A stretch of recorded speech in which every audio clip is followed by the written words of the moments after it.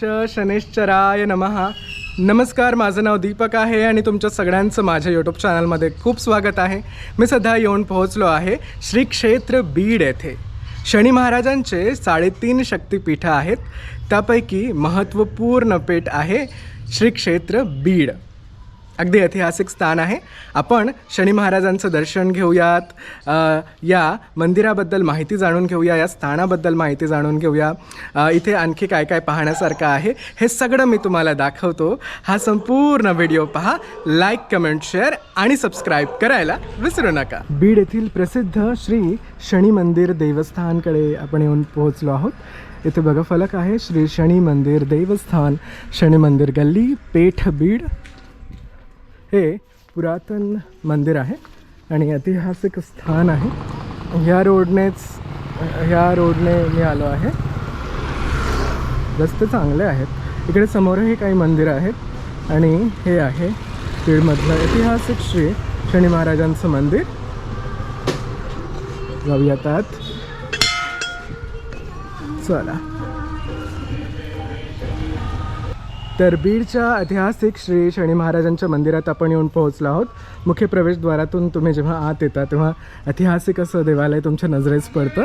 अगदी सुंदर असं वृक्ष आहे, चिंच वृक्ष आहे. त्याच्यासमोर मोठं असं जातं ठेवलं आहे आणि अगदी त्याच्या समोर तुम्हाला हे देवालय दिसतं.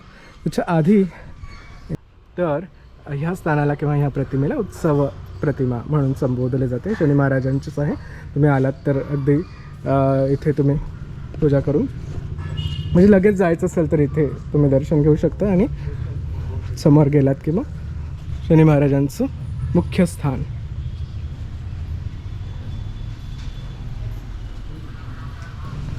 इथे शनी मारुतीसुद्धा आहेत.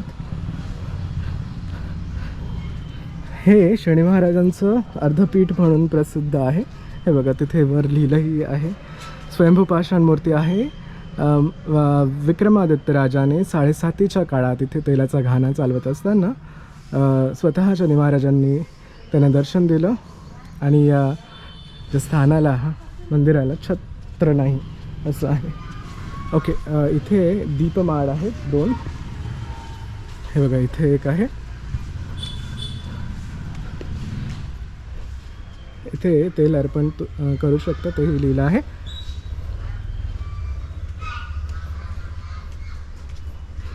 आणि देवालयाचं सुंदर असं परिसर आहे.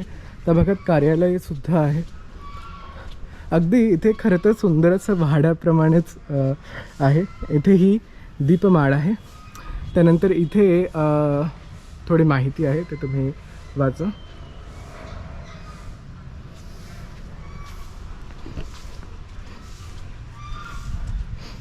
आता आपण श्री शनी महाराजांचं दर्शन घेऊया. इथे एक विहीरही आहे, त्यात भरपूर पाणी आहे. इथं तुम्हाला दिसेल तर पाणी आहे आणि त्याच्या अगदी समोर इथे श्री शनी महाराज विराजमान आहे.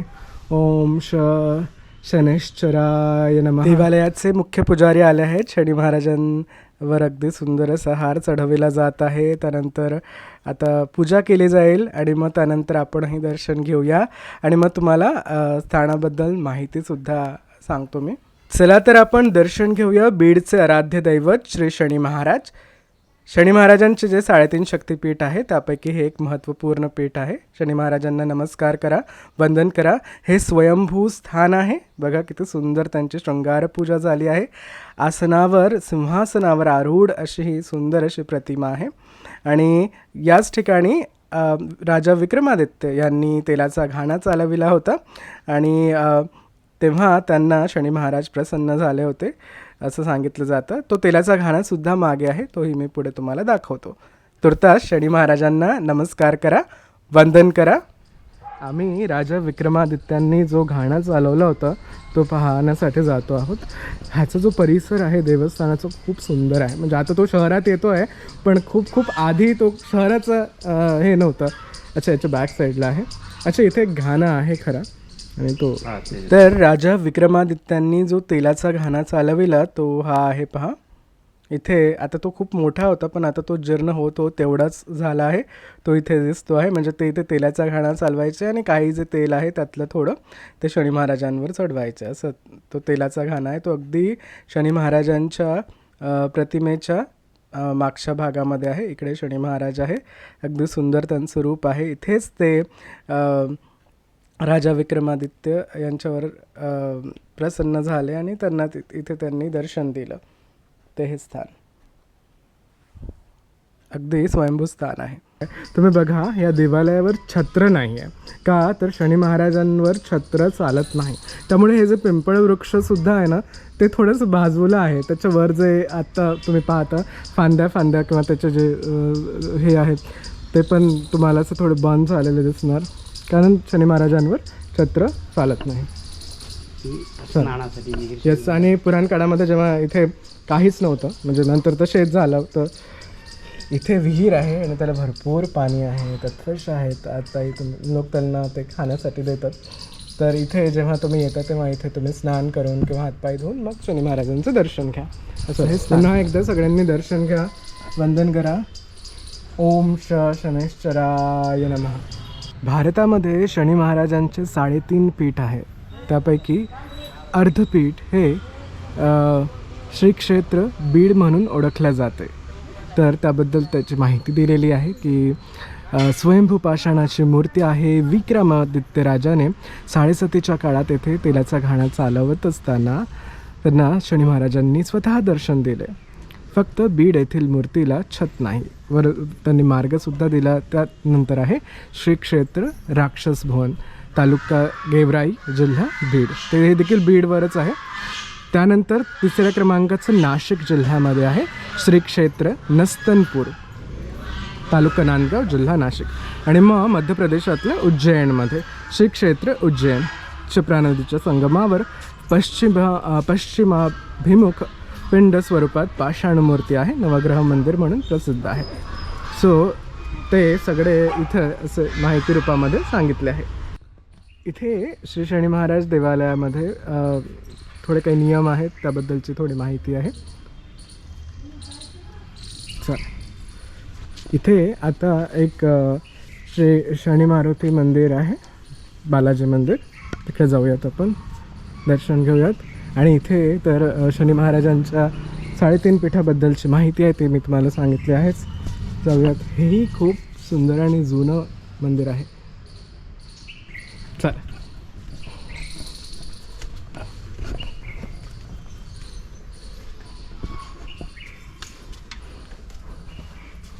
श्री शनी महाराज मंदिराच्याच अगदी समोर अगदी सुंदर असं बालाजी मंदिर आहे. इथे येताना तुम्हाला परमपूज्य रतनलाल बाबा यांचा एक फोटो दिसेल, त्यांनाही नमस्कार करा. श्री गणपती आहेत, त्यांना नमस्कार करा. त्यानंतर हनुमंतराय आहेत, त्यांनाही नमस्कार करा, वंदन करा. आणि हे खूप सुंदर स्थान आहे. आणि मग समोर तुम्हाला श्री बालाजी भगवान दिसतील. हे बघा, इथे विराजमान आहे, त्यांना वंदन करा, नमस्कार करा. सुंदर. इतरही देवी देवता आहेत, त्यांना सगळ्यांना नमस्कार करा, वंदन करा. बालाजी भगवान आहेत, सुंदर असं आहे, जुनं मंदिर आहे. चला. लक्ष्मी रमण गोविंदा. इथे बालाजी महाराजांचा फोटो आहे. तर आपण शनी महाराजांचं दर्शन घेतलं आहे. आपण देवालयाबद्दल माहिती जाणून घेऊया. आपण शनी महाराजांच्या 3.5 पीठांपैकी महत्त्वपूर्ण पीठ असलेल्या श्री क्षेत्र बीड येथे आहोत. माझ्यासोबत या देवालयाचे मुख्य पुजारी आहे गजानन जोशी सर. त्यांच्याकडून आपण या देवालयाची माहिती, इतिहास सगळं जाणून घेऊया. नमस्कार सर. नमस्कार. नमस्कार. या देवालयाबद्दल थोडी माहिती द्या ना. शनी महाराजांचं हे स्थान, याबद्दल काय सांगाल? हे शनी महाराजाचं मंदिर म्हणजे 2082 पूर्वी विक्रमादित्य राजा बीडमध्ये आले होते. कारण विक्रमादित्य राजे हे शतकर्ते होते, म्हणजे पूर्ण भारताचे राजा होते. परंतु त्यांना अहंकार निर्माण झाला की माझ्यासारखा राजा कुणीच नाही आहे. आणि त्याच वेळेस शनी महाराजांची 750 त्यांना चालू झाली. 750 चालू झाल्यानंतर त्यांना एक सुंदर असा अश्व म्हणजे घोडा दिसला आणि त्या घोड्यावर बसण्याची त्यांची एक इच्छा निर्माण झाली. आणि ती इच्छा निर्माण झाल्यानंतर त्या राजाने त्या घोड्यावर बसल्याबरोबर त्या घोड्याने जे उड्डाण घेतलं तर ते नाशिकजवळ जे नस्तानपूर आहे त्या नस्तानपुराच्या त्या जंगलामध्ये येऊन ते राजा पडले. पडल्यानंतर शनी महाराजांचे ते 2.5 वर्ष त्या ठिकाणी समाप्त झाले आणि नंतर त्या नस्तनपूरमध्ये शनी महाराजांनी दुसरा अवतार कार्य केलं आणि त्या राजाचे जे अंगावरचे अलंकार आहेत ते अलंकार सर्व त्या राजाने काढून राजाला एक भिकारी बनवलं. आता भिकारी बनवल्यानंतर मग 2.5 वर्ष फिरत राजा इथे एक राक्षस म्हणून गाव आहे, तिथे एक राजा होता गेवराई तालुक्यामध्ये. त्या ठिकाणी त्या राजाच्या ठिकाणी आल्यानंतर त्या ठिकाणी विक्रमादित्याला काम नव्हतं हाताला काहीच, म्हणून मग त्या राजाच्या तिथं ते चाकरी करू लागले. आणि चाकरी करत असतानाच काय झालं की राजाच्या ठिकाणी एक चित्र काढलेलं होतं हंस पक्षाचं, आणि त्या हंस पक्षाचं चित्र काढल्यानंतर त्या चित्राच्या ठिकाणी एक असा मोत्याचा हार लटकवलेला होता. तो हार त्या चित्र खात होतं. हे राजाला विक्रमादित्य बघत होते, परंतु काहीच करू शकत नव्हते कारण त्यांची परिस्थिती तशी नव्हती. तर ते हार तो चित्राने खाल्ल्यानंतर त्या ठिकाणी मोत्याचा हार कुठं गेला बाबा, हा हार कुठं गेला म्हणून सगळे आरडू लागले होते. पण सगळे म्हणले की हा हार त्या विक्रमादित्य राजाने चोरलेला आहे. मग तो हार त्या विक्रमादित्य राजाने चोरलेला दिसल्यानंतर मग राजाने त्यांना शिक्षा केली की यांचे हातपाय तात्काळ कलम करा म्हणून. मग विक्रमादित्याचे हातपाय हे कापण्यात आले आणि कापण्यात आल्यानंतर मग विक्रमादित्य राजाला एक तेली जो समाजाचा व्यक्ती होता, त्या तेली समाजाच्या व्यक्तीने राजांना आपल्याबरोबर घेतलं आणि बीड चंपावती नगर ठिकाणी आणल्यानंतर त्यांनी काय केलं की राजाला काही कामच करता येत नव्हतं. मग ह्याला सांभाळायचं कसं, कारण हा राजद्रोह आहे म्हणे.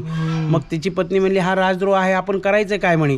म्हणून मग त्या राजाला काय केलं, त्याच्या हातपायाला बांधून तेलाचा घाणा या ठिकाणी मारला जात होता. तो घाणा या शनी मंदिराच्या पाठीमागं आहे, आजही तो घाणा आहे. तर तो घाणा मारल्यानंतर राजा काय करायचा, रोज संध्याकाळी घाणा मारून थोडं तेल शनी महाराजाच्या नावाने त्या ठिकाणी ओतत असायचा. मग त्याच्या 2.5 वर्ष संपल्यानंतर इथं चंपावती राणी जी होती, चंपावती राणीला वाटलं वा हा तर आपला उज्जैनचा राजा विक्रमादित्य आहे, हा आपला भाऊ आहे. ज्यावेळेस चंपावती राणीला माहीत पडलं, परंतु काहीच करू शकत नव्हती कारण राजआज्ञा होती. मग काय की विक्रमादित्यांनी तो घाणा मारू शनी महाराज या ठिकाणी 2.5 वर्षानंतर प्रगट झाले. परंतु तत्पूर्वी राजाने एक राग गायला होता, अग्निराग म्हणून. तो अग्निराग गायल्यानंतर बीड शहरामध्ये म्हणजे चंपावती नगरमध्ये ते सर्व दिवे लागले होते. इथे एक खंडोबाची दीपमाळ म्हणून आहे, ती दीपमाळ देखील त्या ठिकाणी आहे आणि त्या दीपमाळीचे त्या ठिकाणी सर्व दिवे लागल्यानंतर त्या ठिकाणी त्या राणीला माहीत पडले की हा आपला भाऊच आहे. मग राणी या ठिकाणी आली आणि आल्यानंतर त्या राजाला तिने सन्मानपूर्वक आपला भाऊ म्हणून स्वीकारलं आणि त्याच ठिकाणी शनी महाराज प्रगट झाले. म्हणजे राजाचे जे हातपाय तुटले होते ते हातपाय ते राजाला परत करून दिले आणि सन्मानपूर्वक शनी महाराजांनी त्यांना त्यांचं राज्य देखील दिलं. म्हणजे पूर्ण 7.5 वर्षाचा कालावधी विक्रमादित्याला देखील भोगावा लागला. ही 7.5 तिथून सुरू झाली तर बीडमध्ये संपते. तेच झालं पुढं रामाला देखील, ती रामाची शेवटची 7.5 ही बीडमध्येच संपली. रामाने पहिलं शनी मंदिर स्थापन केलं ते म्हणजे राक्षसभून येते, म्हणून हे सुद्धा महत्त्वाचं ठिकाण आहे. राक्षसभून हे गंगाच्या तीरावर आहे आणि रामाची 7.5 फिटल्यानंतर तिथं 3 मूर्ती आहेत, एक बाल्यावस्था, एक तरुण अवस्था आणि एक वृद्धावस्था, अशा 3 अवस्था तिथं आहेत. म्हणून 7.5 वर्षाचा काळ हा बीड आणि राक्षसभून या 2 ठिकाणी तुमची 7.5 फिटल्यानंतर शनी महाराज तुम्हाला प्रगट होतात. म्हणून हे 24 तासामध्ये 3.5 पीठाचं म्हणजेच 3.5 अर्धपीठ तुम्हाला या ठिकाणी करावं लागतं, जेणेकरून शनी महाराजाची तुमच्यावर कृपा होते. सर, या देवालयामध्ये कोणकोणते उत्सव साजरे केले जातात? या देवालयामध्ये पौष शुद्ध अष्टमी म्हणजे शनी महाराजाचा रेवती नक्षत्रावरचा जन्म या ठिकाणी संध्याकाळी 6 वाजता मोठ्या प्रमाणात केला जातो. बाहेर राज्यातील लोक या ठिकाणी उत्सवाला येतात. त्यानंतर अमावस्या, शनी अमावस्येला विशेष महत्त्व असतं. त्यानंतर श्रावण महिन्यात 4ही शनिवारी विशेष प्रकारचा या ठिकाणी उत्सव साजरे केले जातात. त्यानंतर दर शनिवारी अन्नदान, त्याच्यानंतर सप्ताह या ठिकाणी जन्माच्या वेळेस केला जातो. असे अनेक प्रकारचे उत्सव या शनी मंदिरात केले जातात. खूप खूप धन्यवाद, थँक्यू व्हेरी मच. तर आपण शनी महाराजांचं दर्शन घेतलं. बीडमध्ये अनेक ऐतिहासिक मंदिरं आहेत, त्यापैकी हे महत्त्वपूर्ण स्थान आहे कारण हे शनी महाराजांच्या 3.5 शक्तिपीठांपैकी एक आहे.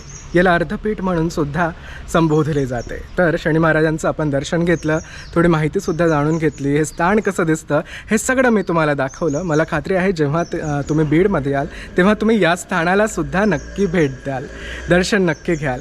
तर आय होप की हा व्हिडिओ तुम्हाला आवडला असेल. आवडल्यास लाईक, कमेंट, शेअर आणि या यूट्यूब चॅनलला सबस्क्राईब करायला विसरू नका. आपण भेटूया लवकरच एका नवीन ठिकाणी, नवीन जागेसोबत. तोपर्यंत thank you very much for watching this video. Bye, take care.